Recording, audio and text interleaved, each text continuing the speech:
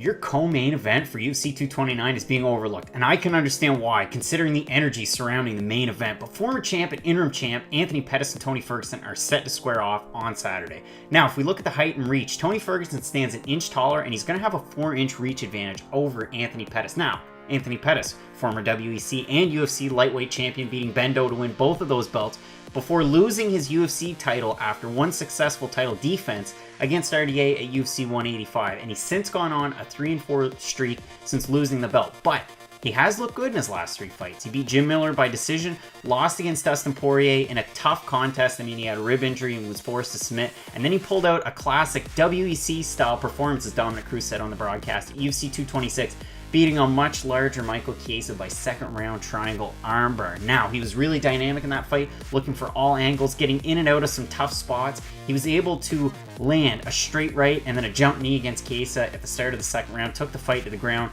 and ended up with a submission win. Now, don't forget, he's only 31 years old, so he's going to be looking to make another run towards the title. And now, El Cucuy, Tony Ferguson, set to headline UFC 223, and he was going to be taking on Khabib to unify the belt, but he had to withdraw due to what looked like a gruesome knee injury. Almost 6 months removed from that, he's set to face another tough test, but the Boogeyman's on a 10-fight win streak with wins over Josh Thompson, Edson Barboza, RDA, and Kevin Lee. Now, I believe Tony Ferguson is the best lightweight in the world if he's healthy. He's got excellent submission skills, wonky, weird striking. He's so dynamic wherever the fight goes.